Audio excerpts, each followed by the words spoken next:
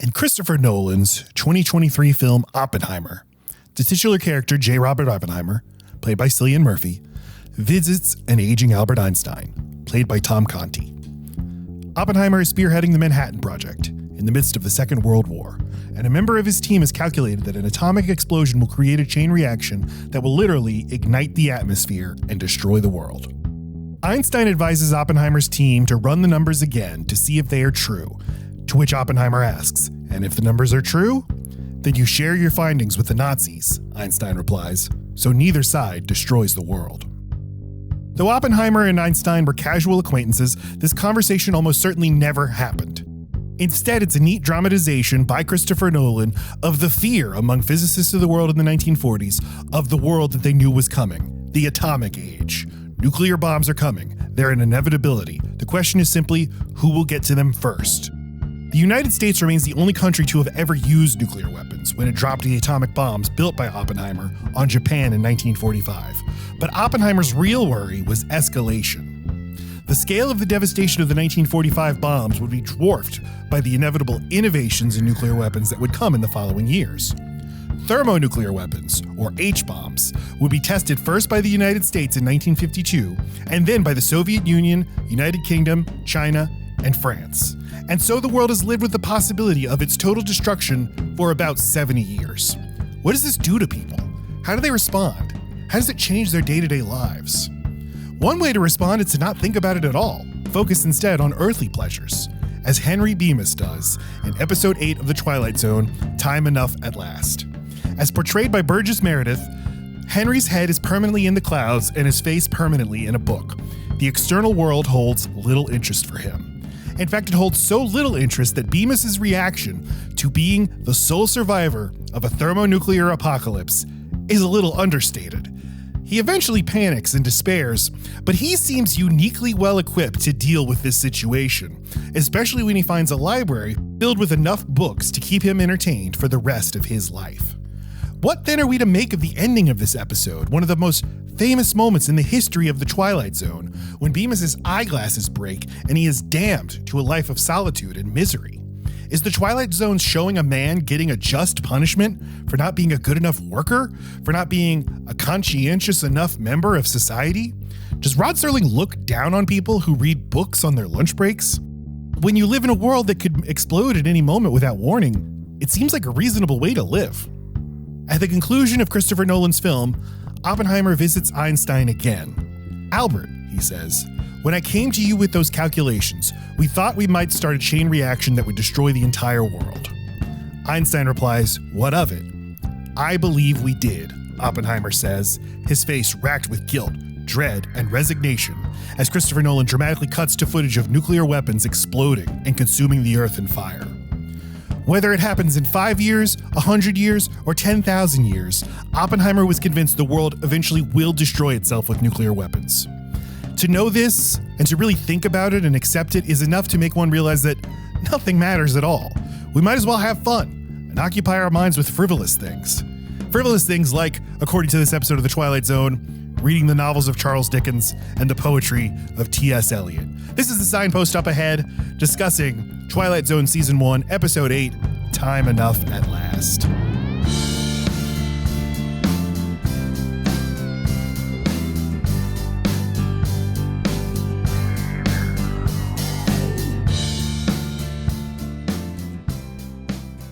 Hello and welcome to the Signpost Up Ahead, a Twilight Zone Recap Podcast. I'm Matt Stokes. And I'm Patrick Perot.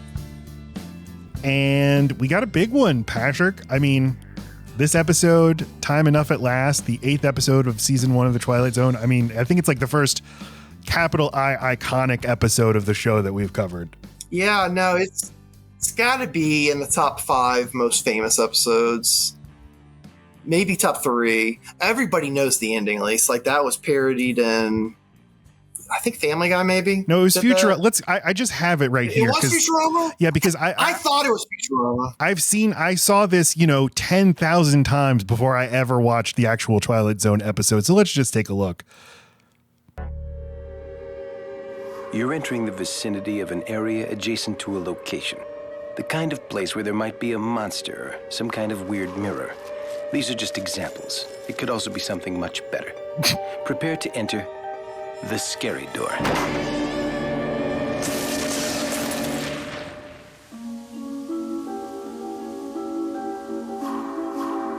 As per your request, please find enclosed the last man on Earth. Finally, solitude. I can read books for all eternity. It's not fair. It's not fair. Wait, my eyes aren't that bad. I can still read the large print books. Ah, it's not. Well, lucky I know how to read Braille. Oh! That was great. I know. So yeah, it had like ruined the ending, but this isn't a twist ending. This is just like it's just a powerful ending. But I guess I just want to jump right into it. Like what do you think this episode has such a hold on people, and that ending in particular? I don't know exactly. I have a couple of theories. One being that, the way I remembered this episode was that Henry Bemis was like this asshole snob who looked down on other people for not reading, for not, taking in the classics, and a bunch of inbreds and whatever. And that's how I remembered it. And so like he was getting his just desserts at the end. And it is not that at all. No, he's a great guy. He's a nice guy. He gets abused by his wife very, very badly, is miserable. But yeah, so maybe part of it is because such a shitty thing happens to such a really nice guy. But what, like, they're the twist endings that are supposed to like really make you think, or the pig nose people are the normal people, and a normal person to us is weird looking to them. Wow, that really makes me question how all these things are kind of arbitrary. This is just look, that guy's life sucks even more. So we're just watching this guy suffer. Yeah, and then another part could just be that Burgess Meredith sells those lines really well. He's a terrific actor, and so maybe it wouldn't be as impactful and memorable for people if somebody else was doing, oh no, it's not fair. I finally had time. Oh. And by the way, real quick, I just want to say that, yeah, in like the first or second season of Family Guy, they did this. I think what it was is that like all the brain cells in Peter's head were dead except for one, and he could finally do whatever he wants or whatever, and then his glasses broke. So they did do this parody, this ending. Oh, those bastards. Well, yeah, but I mean, the Futurama one was fantastic. Like, I love the narration from the fake Rod Serling. It's really good. These are just examples. It could be something much better. That's like a writer joke. Like, this is a placeholder thing, but I promise when you watch the show, it'll be much better than this.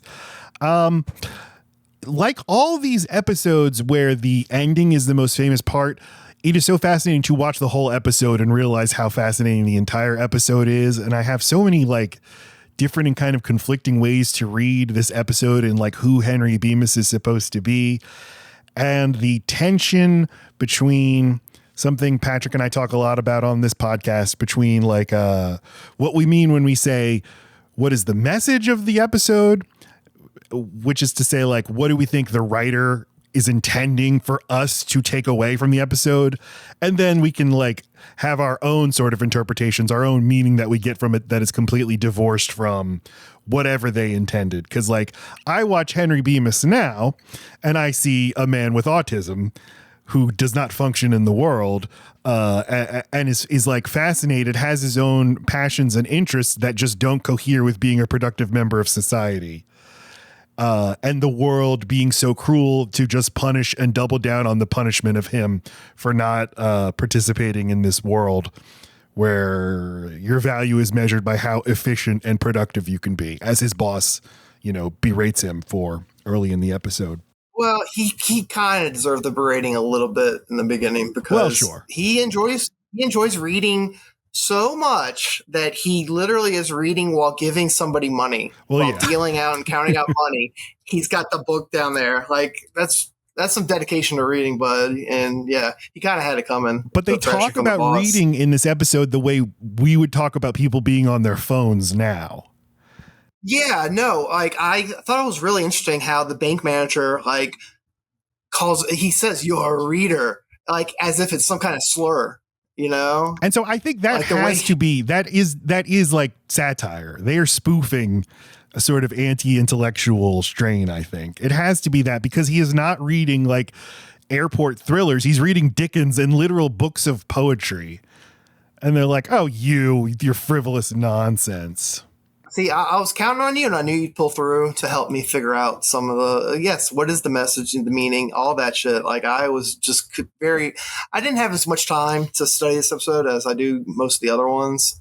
But I was counting on you to kind of fill in some of the blanks and help me out with that because I got a lot of good notes about little things here and there. But as a whole, I'm not sure what they're trying to say. I thought part of it could maybe be because they were in the thick of the Cold War and hydrogen bomb gets dropped and maybe it's some type of warning. Maybe that was just one of the messages was some type of warning about nuclear weapons. Well, and we're in a Cold War against the communists who their system is designed so that everybody plays their part. So buddy, Henry Bemis, you got to play your part too. Don't you go sneaking off to read. You got to work really hard at your job. If you don't, we're going to lose this war. And I wonder if that's the idea, is that's why you can't be reading books.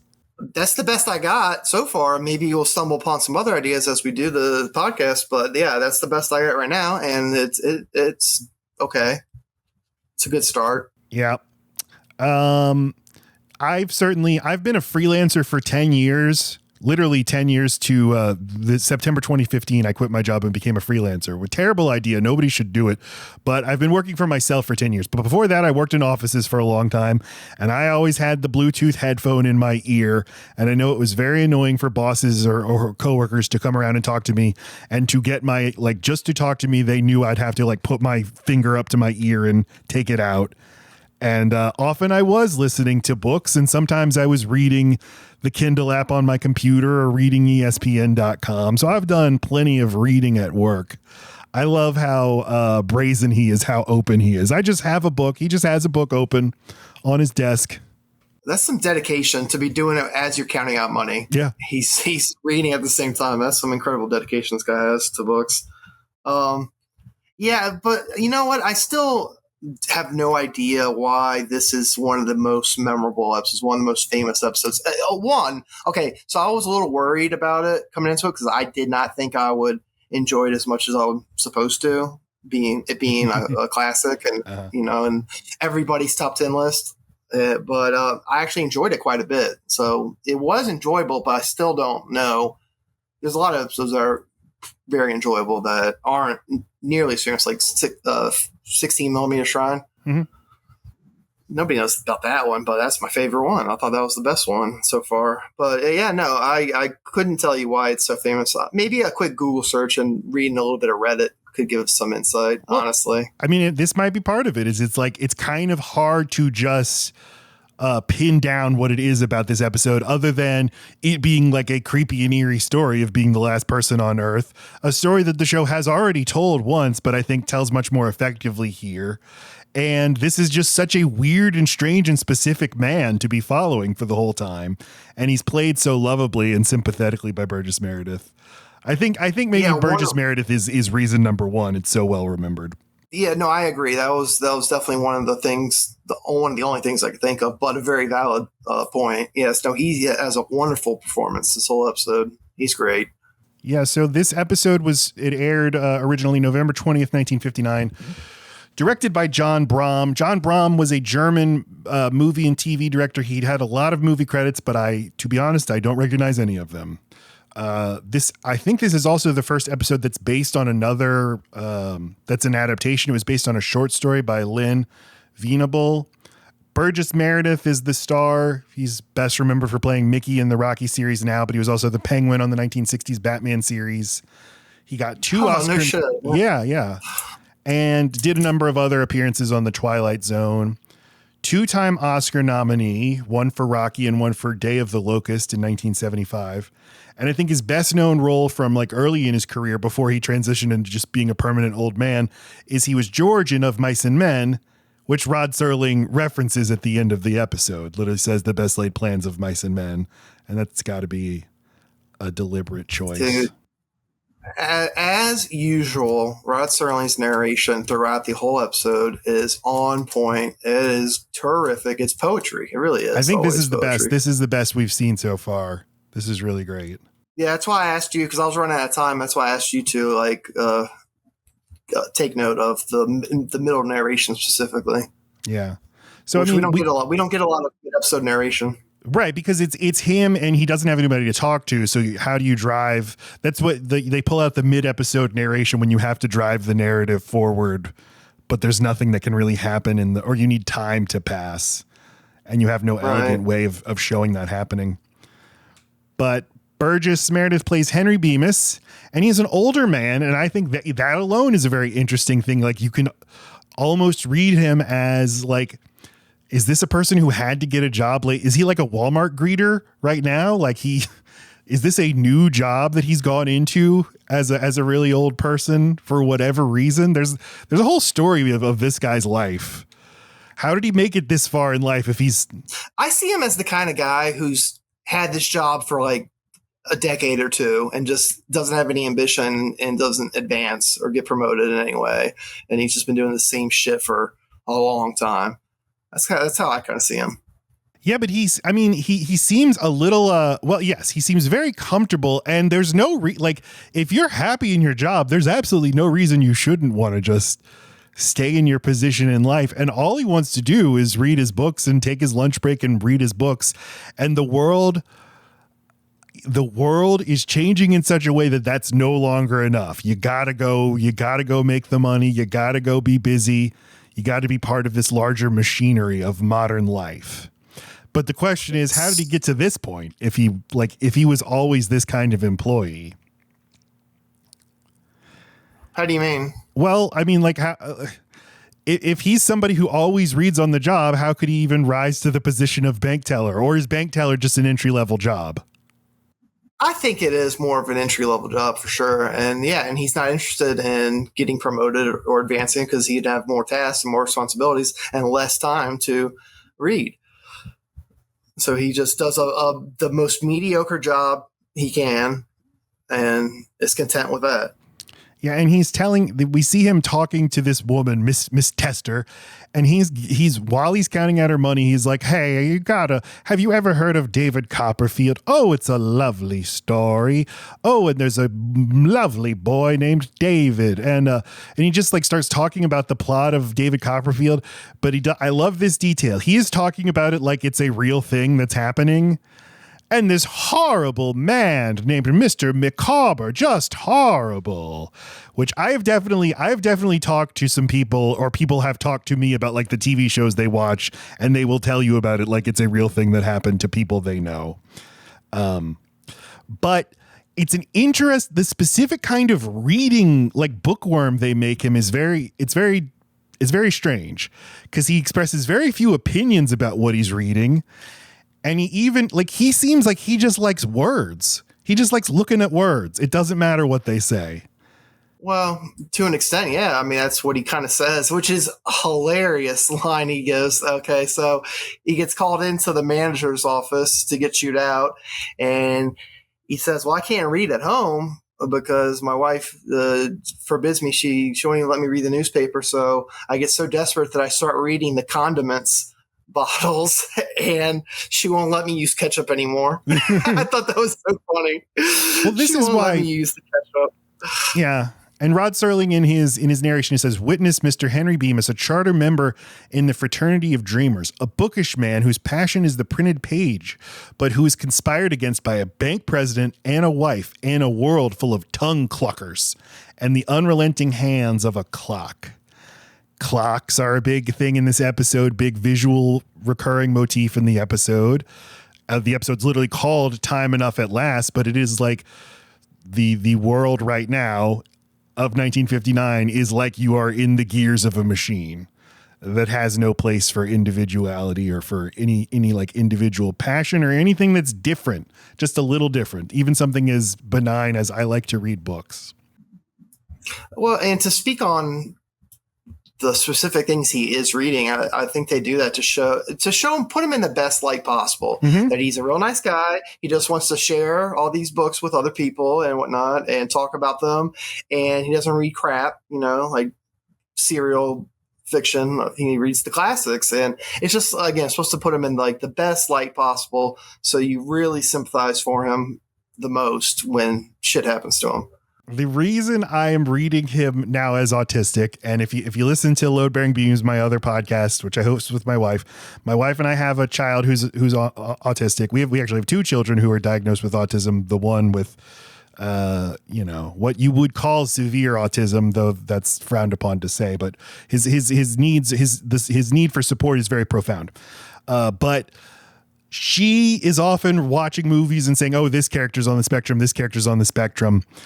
And it's not necessarily that she's saying that when the character was written or the choice that the actor made to play the character had autism in mind, but people have had autism, throughout the entire history of human existence. The awareness of it as a category was not always there, but autistic people were always among us. And I think this character, they probably had somebody in mind who is just a little different, who isn't aware of things like social cues, like isn't aware like, oh, this customer's not interested in me telling her about David Copperfield. This character's only interested in continuing to read, even at the expense of personal relationships in his career. And he gets treated like a child by everyone he's around because they don't understand him. And they sort of resent that he needs like his handheld or what they perceive as his handheld. But I was really feeling like that's what's going on with him. No, I would agree. I would bet anything that the writers did not have that intentionally in mind. I just don't think autism was on anybody's mind in 1959, especially a character in a TV show. But it's an extremely valid reading of him today. And yeah, I think you're right. That is, maybe they didn't intentionally make him autistic, but they essentially made him who he is. Every characteristic about him was intentional, and it just so happens now that we can read that as autism. Yeah. Like what I'm saying is like the people who made this show did know people who had autism, but they didn't know that. Like they knew they knew adults who you're like, when you now look back, you're like, oh, okay, and wow, that person really went really far in life. Without the kind of support that they would have gotten today, but it sort of explains things now in retrospect.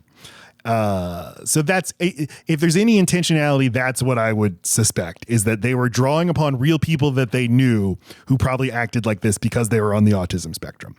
And it's certainly, I think, in his relationship with his wife, who she treats him like she is his mother and he is a child, and she's just embarrassed by him and just wants him to be whatever kind of like, we have to go play cards with the neighbors. So you're going to dress the way I want you to dress. And you're not going to be doing frivolous things like reading. She's taken all of his books away and all of the newspapers. And if he tries to sneak a newspaper, she'll take it away from him. Well, sorry. One more thing about the bank manager is he is talking about him. The language he uses, he says, "You do not function within the organization. You are neither an efficient bank teller nor a proficient employee." He is talking about him as a literal cog in the machinery. You are not a human being. You are not a person. You are just a tool here. And if you're going to be a tool here, you have to be efficient.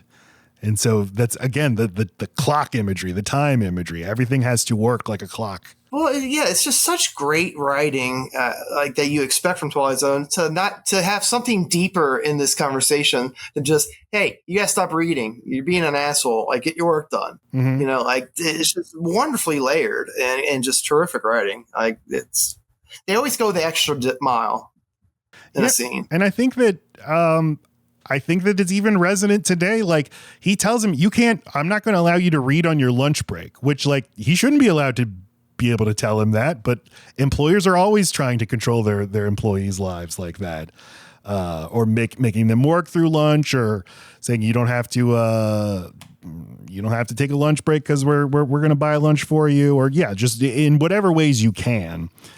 And shaming him about his personal hobbies, which have nothing to do. I mean, it's the bank's problem if he is reading while he is literally trying to do his job. But if it is his lunch break, he has the right to go off by himself and read a book. And then he goes home to his wife, and she is a shrew.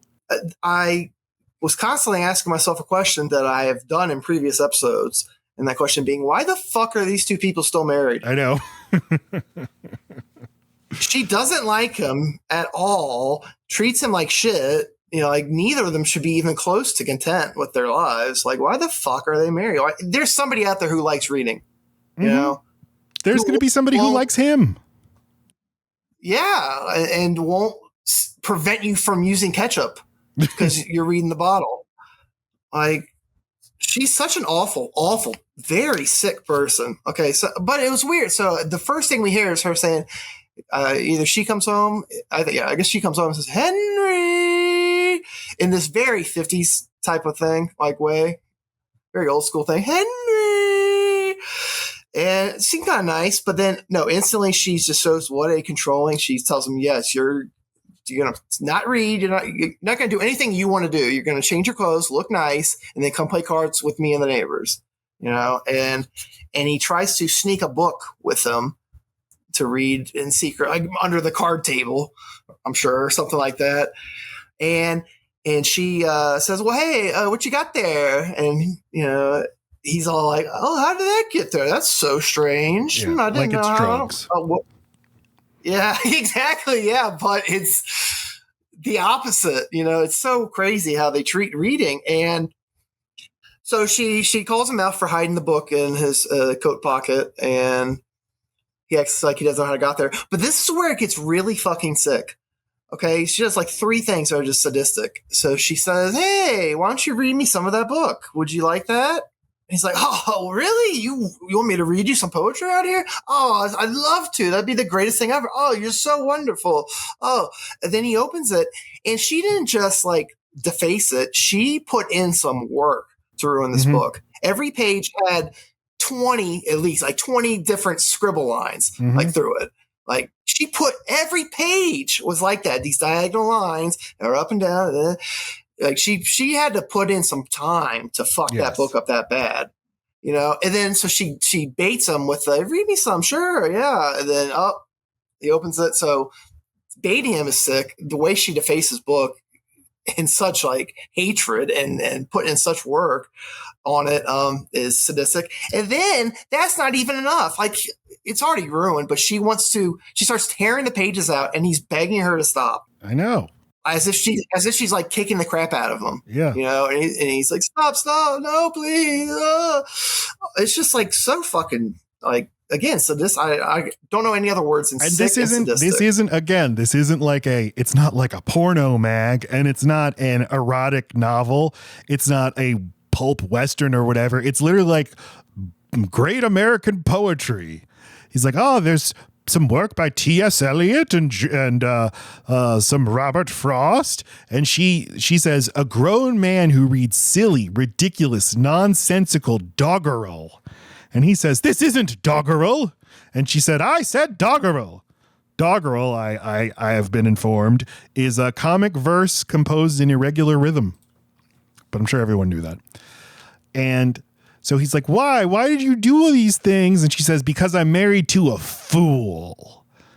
And why are you married then? She justifies it by saying, like, I won't sacrifice the art of conversation to the written word. So like the books can, it's like she's talking about TV. It's like saying, no, I'm not getting a TV. Then we won't talk to each other anymore. We'll just watch the TV all the time. But instead she's talking about books or it's like she's talking about video games. Or drugs. Or drugs. Sure. Like she acts like it's something that he's addicted to that's ruining their marriage. And she even she acts like kind of like a victim who is being treated very poorly by their husband's addiction, as a side effect. And like, because when she's tearing the pages and he's begging her to stop, she has this like sick smile on her face, like she's getting pleasure from this, as if it was like her revenge for all the bad things he did to her or something. Well, I keep harping on this idea that it's the 1950s. World War II is behind us. We're building a certain version of America and a version of the American dream. And it's that you own a house with a white picket fence and you have a nice wife and you go to your job and you make a lot of money and you have kids and you go play cards. And that's what this lady expected her life to be and her husband to give to her. But he's not following the rules and he's not following the script. And that's why she really hates him. Well, I think you kind of answered my question a little bit, is that being, what do you think the writers thought about literature? I think that it's supposed to be a joke. I think we are supposed to think it's funny that they are talking about it like it's trash. Which I do. It's definitely interesting. Like it's such a weird juxtaposition or subversion of expectation. Yeah, because I don't think people were just like normal people were just reading Dickens for fun. Yeah, but I think drugs is a perfect analogy. Like everybody's treating this like a drug addiction that he has. Like it's something evil and bad, and it's nuts. Let me ask you a question. Knowing what we know will happen in the end, do you think it would be more powerful, impactful, interesting, and satisfying if he was an asshole the whole episode? Like I remembered him being this antisocial person who just hates everybody, looks down on them for not reading the classics, for not being interested in that, and doesn't want, like, just a huge dick and pretentious. Yeah, that's how I remembered him being, but he was the exact opposite. So do you think I think it would have been maybe more satisfying, the ending, if he was an asshole who got what he had coming to him. But what do you think's more interesting and impactful and powerful? Do you think that's part of the impact the episode has, is that such a shitty thing happens to such a good person? Yeah, I think the way it is what makes it so powerful, that it is a world that is pure cruelty. He's not getting his just desserts at all. And you can even read the whole thing as satire of like, the world's going to, if you are not going to be a productive member of society, you're going to live in hell. The world's going to end. It'll be your fault. And you're going to be surrounded by the thing you love, books, with the thing you crave, time, but you're not going to be able to enjoy any of it. And in fact, you could even say that he actually does kill himself, shoot himself with a gun, says, I will be forgiven, shoots himself with the gun, and then wakes up in hell, the hell being the library where he's not allowed to read. Dude, that's such a me interpretation. I know. That is straight out of my head. Oh, I love it. That's fucking great. Yes, I felt very Patrick as I was thinking about that. For real, dude. That's a good one. Yeah, no, I agree that is more interesting and impactful and powerful, him being a nice guy who's having this happen to him. Yeah. It's just, not usually how these episodes go. Usually it is just like a dick getting what he deserves. That's why the show's great. You get a variety of different kinds of stories and different perspectives. So he's back. Yeah, completely agree. He is back at work. He is taking his lunch break. And I love that, like, he's gonna break the rules. His boss told him no reading on your lunch break. He's like, well, I gotta read. I'm not allowed to read at home. This is where I'm way more afraid of my wife than I am of my boss. So he sneaks down into the bank vault and then shuts himself in the vault. And he's like, all right. And he just reads. He's having the time of his life reading, finishes his book, just hugs the book to him like, oh, my book. Then takes a look at the newspaper. The newspaper just says in giant letters, H-bomb capable of total destruction. So speaking of that, let me read it to you. So I love when I'm watching something, anything really, pausing it on like newspapers or anything else. Like Simpsons does this all the time, where they have a headline, that the thing you're supposed to read, and you don't really have time to read the other stuff. But if you could, like, they have like funny side stories, around the headline. So I took a picture of the newspaper and zoomed in on it, and I really appreciate the effort they put into this. So yeah, they had the headline that H-bomb could lead to total destruction. And on it says, noted atomic scientist reveals possibilities of H-bomb. One of the world's leading nuclear physicists today addressed the danger to mankind in a race to make the hydrogen bomb as total and catastrophic in a speech given at a symposium on nuclear weapons before 35 top scientists of the United States and Great Britain. So they actually wrote the story. You're only supposed to read the headline. But they actually fucking wrote the story in there. Like I love that detail. Like the effort they put into that. Yeah, 30 years before even the VCR would be invented for somebody to be able to pause and through like grain be able to look out at what that is. But that's great. And we have lived our entire lives with nuclear annihilation being a possibility. But for people in 1959, if you were a certain age, you remembered when there weren't nuclear weapons. And then all of a sudden, we've created the ability to destroy the entire world like instantaneously. So let's enjoy that, live with that knowledge. And it was a difficult thing to digest. And how do you keep living your life if you know that any second everything will just come to an end? Is that going to do something to your psyche? Yes, of course it will. And they were definitely feeling it way more acutely then than we do now, where we just accept it as part of our lives. Well, I think one of the most reoccurring motifs throughout the Twilight Zone is the dangers of the Cold War in general. Like that's such a recurring motif. Point they're trying to make. I'm looking at the other side of the newspaper. They had late news flashes. Savant dead in plane. The Montreal Star said it was definitely established late today that Sir Frederick Yates had been killed in the crash of a military airplane in Newfoundland. Another one was U.S. envoy calls on vice premier. I wonder if these were actually like articles that from a real newspaper. And were did they have like their own backstory to all of this? And it's all supposed to tie together. But he just glances at this newspaper and then puts it away and then goes back to his book, looks down at his watch, which once again, time as a visual motif. And then the watch shatters right before there's a huge explosion. And then the act break happens. So we come back from commercial break and Henry leaves the vault, goes upstairs, and the bank is destroyed. Everything's destroyed. And he hears a human voice, but it's coming from the tape recorder that belonged to his boss, who is just dictating to his secretary just the most boring speech he's going to give at a banquet of bankers. It's kind of like in the first episode, like he kept getting fucked with, thinking there was people, and turns out there was. Like time after time, he thought he was finally found people, and he never did. So yeah, it's very much like that. Fucking with them, thinking. First thought he has when he comes up is, oh, holy shit, everything's gone. And then he hears that voice, hope, that it's not that bad, and then taken away.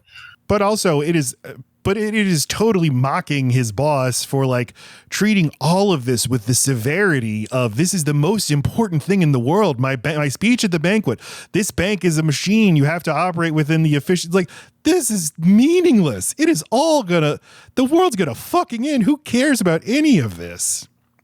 For real. And then, well, two things. So for one small, one big. Small one, I really like the effect that they had. He puts the book down, puts his watch on top of it, and then you see the book just flip open and the watch shatters. Mm-hmm. Yeah. And then the explosion, I thought that was a really cool effect. Yeah. The book flying open like that. That was pretty neat. And then, okay, the big thing. Let me ask you what you think about this. Okay, so I think it would have been more in the vein of the Twilight Zone if instead of having a logical explanation for everything, a bomb got dropped and that's why there's nobody around and whatever. Instead of a logical explanation, I think it would have been better if he had, on his way down to the vault, just like pulled a Kevin McAllister and like wished everybody away. I wish everyone would just disappear and leave me alone and let me read my books. And so he goes down and reads and he comes back up and nothing's destroyed, but everybody's gone. No, I don't think that's who this guy is. I don't think he doesn't dislike people, and he actually does get lonely. And I think that if he got to keep his glasses and got to keep reading, he would find he misses people. Even though nobody seemed to like him, That's another thing with autistic people is they're not antisocial. They crave human connection. It's just harder for them. But he is not coded as somebody who hates, like he's trying to make connections with people. He's trying to make the connection with the lady at the bank and with his boss. He just doesn't know how to do it. Okay, no, it just would have been, I thought that would have been really interesting if, and again, more in the vein of the Twilight Zone, if we didn't get a logical explanation other than they just disappeared for either he wishes them away or whatever. And then he regrets his decision, you know, like he got be careful what you wish for kind of thing, you know? Yeah. I think that would have been. I think they are trying to situate this into the real world as it exists.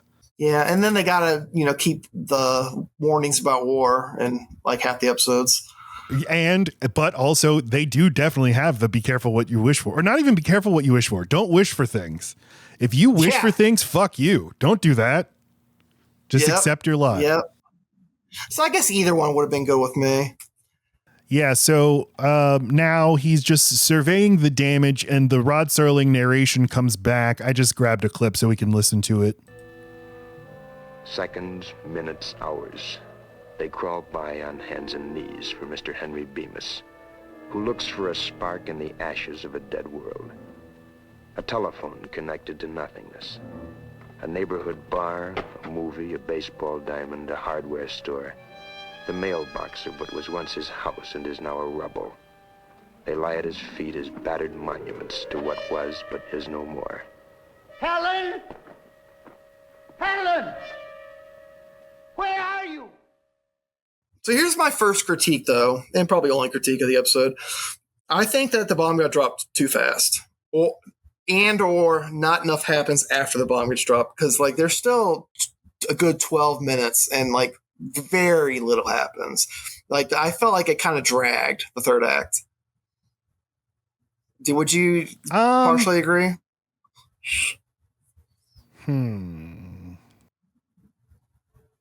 So it's about 14 minutes into the episode, and there's still another 12 or 11 when the bomb gets dropped. Yeah, I kind of loved it exactly as it is. It's hard to find somewhere for it to go for somebody who's not going to be talking a lot, and you don't have the budget of a movie to do like extensive production design of all the devastation. I think they did a good job, though. They did a good job for they always do. For it to have the weight that it needs to have, I think you do have to spend time in it, and you have to really get to feel his isolation and feel like suddenly this is it. That's all there is. And, you know, even then you have to do a little leap for him to lose hope and become so despairing and become even suicidal within a day, when you would think this would be something he'd get to after however many weeks. Yeah. No, I completely agree. That was in my notes. First off, I think you turned me. I think, yes, the third act is fine, actually. I take back my criticism. But I'll tell you what, I thought it was strange. Like, he seems like he's taking everything, you know, for how drastic the situation is. He seems like he's taking it really well. Mm-hmm. You know, he goes to the grocery store and he says, hey, at least I'll have food, you know, as much food as I want. And this and that, and he seems to be taking it well. But in the same fucking day, he like a switch goes off, and he just goes to, I'm going to shoot myself in the head. Yeah, it's all in the performance. I buy all of it, and I buy that it's his kind of weird, specific personality could go through this arc so fast, and maybe he's the only type of personality who could handle something like this. But it also always sounds, when he's saying like, well, I have food enough to last for years and years, he does also sound like he's talking himself into it. Yes, exactly. Yeah, I completely agree. Yes, he's trying to cope with it and trying to say good things about it, it's not that bad. Yes, he's trying to deal with it. But in one sentence, he switches. He says, well, hey, I'm very fortunate. I survived. I'm very fortunate. I'm very fortunate. Yes. And then immediately says, someone please help me. Yeah. Please, someone. And starts screaming for anybody to show up, you know? And yeah, it's like, yes, he was just trying to convince himself that it was okay. And then he realized that, no, this is fucking hell. You know, I can't take it anymore. I wonder where he found that gun at too. Like he found it pretty fast. He went to it was like the rubble of a sporting goods store. Oh, okay. Yeah. Yeah. Great. The sets were great for, you know, especially for 1959. Yeah, they were really wonderful. The library collapsed and all that. That was really all of it good. on a TV budget, all of it on, you know, on a sound stage. I love it. I love the way it looks. So, you know, Patrick and I are both from Louisiana. We were teenagers when Hurricane Katrina hit, and we both evacuated for Katrina. Me and my dad went back to our home one day after the storm hit. Like my family evacuated to North Louisiana. But then me and my dad got in a truck and went back to like survey the damage. And my dad said to me, I don't think you're going to want to come back with me. You're not going to want to stay down there without electricity. And I said, no, I can do it. I know I can do it. We got home. There was no electricity. Didn't know when electricity would be back. Nothing was open. Nobody was there. And truly within 3 hours, I was like, I've made the worst mistake I've ever made in my life. I have to get the fuck out of here. The prospect of just living without electricity. Well, I actually am glad I lived through it. Like I wouldn't change what happened, you know, because do you remember what I chose to do? Not exactly. We went to Houston, we evacuated Houston, and my brother got this bright idea that we could buy a chainsaw. Yes, I do remember go that. back. I remember that. And then just when we go drive around the neighborhoods, and if we see trees falling in people's lawns, you know, knock on the door and offer to chop up the trees and get it out of there. You know, like it seemed like a brilliant idea, but either nobody was home everywhere we tried, either no one was home or someone else already got to them. So we didn't get one fucking job, and we were there for the long haul. Like it was maybe 2 days after it happened, we went back. So I was right behind you. No, it was longer than that. Because I remember you got home after we did. Because like all of my friends started coming back one by one, and it was very exciting. Oh, Patrick's back, and I remember going to pick you up to bring you to my house, and you slept over. Well, and they wouldn't let us do that at first, though. Like it wasn't immediately after I got back. Yeah, so exciting. But however far behind you I was, it wasn't that much. Like I experienced the bulk of the misery without electricity and eating MREs, which I kind of loved. Actually, I thought some of them were really tasty. Yeah, it's like how anything you go through at a certain point in your life, you will eventually be like, oh, that MREs, those were great. No. I wouldn't, like I said, I would not change what happened at all. Like I wouldn't, I'm glad I lived through it because it's an experience, dude. It's a real experience, and it puts a lot of things into perspective for you. Like how much we take for granted all the little things that are just givens, you know, like electricity and grocery stores and whatever, you know, and all that was taken away, and it just really gives you perspective and makes you appreciate the things you have, and seeing all the devastation of the people who weren't as fortunate as us, who lost their homes and everything they fucking owned, all their family pictures and mementos and all their belongings were gone, you know, and so seeing that firsthand is very powerful, you know, and again, it makes me just appreciate what I have and how fortunate I was. Certainly. I just told that story just to like illustrate how quickly the reality that you're now looking ahead of what my life is going to be. Me at 17 years old, realizing no electricity, no air conditioning. I might have to shoot myself. I might just have to end it. I cannot do this. And so I kind of feel how fast Burgess Meredith switches. But then I also know it's TV. It's got to move real fast. We've only got 22 minutes to tell this story. They could have implied that a couple weeks had passed somehow. Like, it didn't have to be the same fucking day. Like, and it just got real dark real fast. You know, like he puts the gun up to his fucking temple, which I thought was interesting. Like, I didn't think 1959 I was TV surprised too. would do that. Yeah. Like, he's holding it right at his temple, just a second away from blowing his brains out. And it's like, whoa, this is fucking dark, man. Yeah. But he goes to sleep on a sofa that's just outside, wakes up the next day, and what does he do? He puts his coat back on, he buttons everything, he straightens his tie, he fixes his hair. So he's like he still like is practicing like living social norms that are now meaningless. He sees a car, he gets into it, tries to get it to work, but it doesn't work. And then he just really starts to feel desperate and is just shouting for people and is trying to talk himself into this is all going to be okay because like this is what I've wanted. I've wanted solitude. I've never had much solitude. But then immediately, no, help me. My God, help me.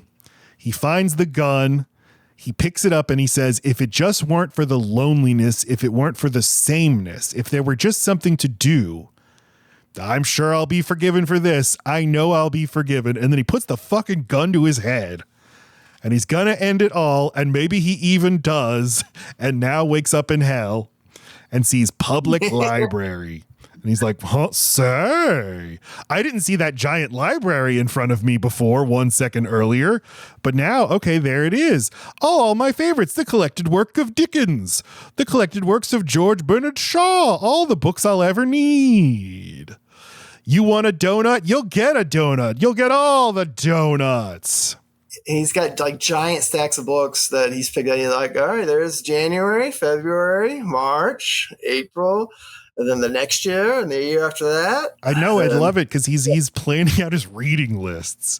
It's not like he just jumps right into it. Like, oh, fine. Yes, get to read. Like, no, this will be next year. This will be my January. You've just never seen anybody happier ever. He picks up a book. He just hugs it to himself, looks down at a giant clock and says, now the best part is finally I have time. All the time I'll ever need. Time enough. At last. Oh shit, my glasses fell off and broke. Well, then that's what you said. You've never seen anybody happier. Yeah. And that's why I disagree with you thinking that he would eventually get super bored or lonely and eventually kill himself just later down the line. I don't know. I think he could have done this. I mean, he's already pretty old ish, you know, I think he would have lived out his life. For all we know, he could have been like 36. That's just what you looked like at 36. His wife didn't look that old. I know. I would guess like 50 maybe he is. He's about 50. I don't know. I love to think about what you would do in the apocalypse to entertain yourself. I like the Will Smith movie I Am Legend where he just goes to a video store and just gets a new movie every day to watch. To me, the thing that would actually be the best way to entertain yourself and might actually keep you from going insane is video games. And I don't even like playing video games, but I know that they trigger like the pleasure centers in your brain. They trigger like the dopamine responses that can give you enough like stimulation. I don't know if books can do that because you have to put so much of yourself into the books. Well, he's pretty committed to it though. Real quick, I want to say Burgess Meredith was 52 when this episode came out. So I was pretty close. And then I've actually often thought about what I would do if I was the last person on Earth. You know, if I had the whole whatever to do whatever I want freely, I would just go to rich people's houses and like live in one for a week or two. Sure. And then go to the next one. And then the one after that. I get so much pleasure from big giant houses and seeing what they have, you know, how did this rich person live? Does he have cool things? Does he have an arcade, you know, or does he have collectible cars? You know, I don't know. I just think it would be really a home really theater. Yes. I think that's a good plan. I think I'd join you in that. Yeah. Poor Henry Bemis, though. We get the perspective. We get to see that he can't see shit without his glasses. And the lenses literally just fall out. They are just utterly useless. And all he can say is just, that's not fair. That's not fair. It's not fair. It's not fair. But he is kind of reacting to this like a child. It's not fair. I just won the game and it's not fair. It's not fair.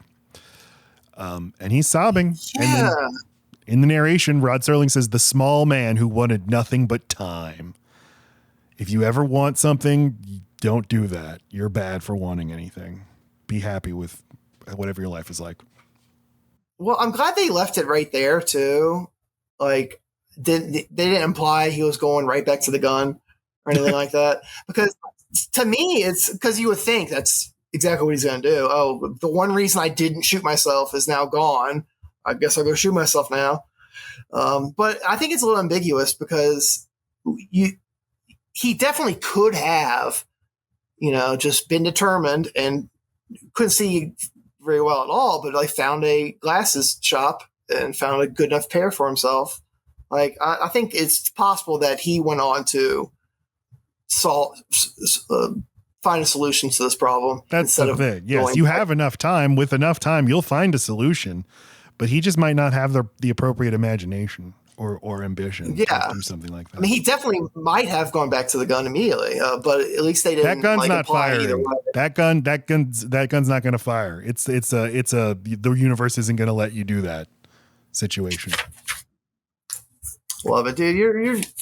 You fill in the blanks of my thoughts so well. Like, it's very great. It's a wonderful cohesion we have together. We finish each other's sandwiches. Yes, you're the cheese and dill pickle relish that I need. So what I'm curious how you're going to rate this episode. I love it. A+. I think it's the best episode of the show that we've reviewed so far. I wouldn't change a thing. It's sort of confusing, contradictory messages only make it more interesting to me. I love it. Oh, see, I go the opposite way, actually. I think not having any clue what the message is or what I'm taking away, really. Like, I don't know what I'm taking away, how I interpret it, what the message is to me. Like, and I think that's kind of a down. Like, I always appreciate their messages or having ideas like, oh, it could have been this. Like the last episode where the guy was stranded on that prison comet. Like, there are so many ways to interpret that, and I really enjoyed trying to do so, and I have no idea on this one. So that's a little bit of a downer. Otherwise, yes, I think this was a great episode. I'm pleasantly surprised that I would call it an instant classic. I thought I wouldn't like this as much as I'm supposed to. But it's still not my favorite. You know what my favorite is? Yeah, the movie one. Yeah. No, Mr. Denton on Doomsday. Oh no, I'm just fucking with you. Yeah, you're fucking with me. Yeah, I'm still. The ending of 16mm Shrine is just classic Twilight Zone. It's vintage Twilight Zone. Like, I can eat that shit up all day. But this was second best, I think. I think the straightforward reading of this episode is you got to do your work. You got to work really hard and don't waste your time on frivolous things. But then that also doesn't seem like a thing that the Twilight Zone would actually believe. That's why I think it's a spoof. That's why I think it's kind of making fun of itself and saying, like, if you take that to its logical extreme, we're saying that you will cause nuclear apocalypse if you don't try hard at your bank job. And that's funny. But then you can also read it as society.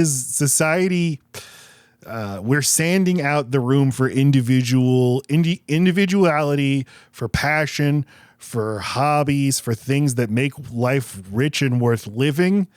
We're going to tell you not to do any of that stuff. Just act like a human being so much that you're not even a human being anymore. And, Patrick, it's like even before the world ended, it was like he was the only human being on Earth because no one else is acting like a human being. They're all acting like fucking robots. No, see, I'm always love to hear your take because you're very convincing of things, first of all, and very insightful. And so I am coping with my lack of understanding of a message much better with, thinking it's a spoof. Because, yes, I agree. Like, they're shitting on this, but that doesn't seem like something they would shit on. Yeah. It's very counterintuitive Twilight Zone. So, yes, being a spoof is a good interpretation. Like, at least it's something, and I like that, dude. I'm looking at all the episodes that are coming up over the next season or two, and there's so many fucking good ones, dude. I just can't wait to get to the William Shatner one that's not on a plane. Yeah, remember the Will it tell me my wish? Will I ever get out of this town? Yes, it's such a good episode. Like, I love it. It relates to me so hard because it's like addiction, you know, and he's fighting this addiction and lack of control of his life. You know, he needs somebody else to tell him what to do or what's going to happen. It's wonderful. Yeah. There's so many good ones coming out. Yeah. So if you haven't already, please subscribe to us. If you're watching on YouTube, we have the audio version wherever you get your podcasts. If you're listening, we also do it on video version on YouTube. It's the same place. It's the same thing on both platforms. It's just one on one. You can see us talking. Patrick was a guest on Load Bearing Beams, my main podcast recently. We talked about Nickelodeon's Doug, had a lot of fun digging into the wide world of Nickelodeon's Doug, and check that out, Load Bearing Beams. And we're also, entering October, lots of horror movies coming up. Saw, Cabin in the Woods, The Shining. We're covering it all on the program in October. What you got, Patrick? I never gave it a letter grade. So this is my second favorite episode, and I would give it either an A- or a B+. I guess A-. I'm not like, I don't even know if I'd give my favorite an A+ because, that to me symbolizes perfection. Yeah. And I haven't seen a perfect episode yet. So maybe I'm leaning more towards B+, actually. Because I would give my favorite an A-. Something if there was something between, A-. Okay. That'll be my final grade. All right. Thanks so much for listening and watching the Signpost Up Ahead. We will talk to you in the following month about Perchance to Dream, episode 9. See you later. And please like and subscribe and comment so you can help the algorithm. We need the algorithm. Help more people find us, because I think this is a very, very enjoyable podcast. I think it's one of the best ones out there. In an age where everyone has a podcast about everything, I still feel like we're elite. I feel that way too. It's just a feeling. Well, thank you guys for listening. Yes. Bye-bye. Goodbye.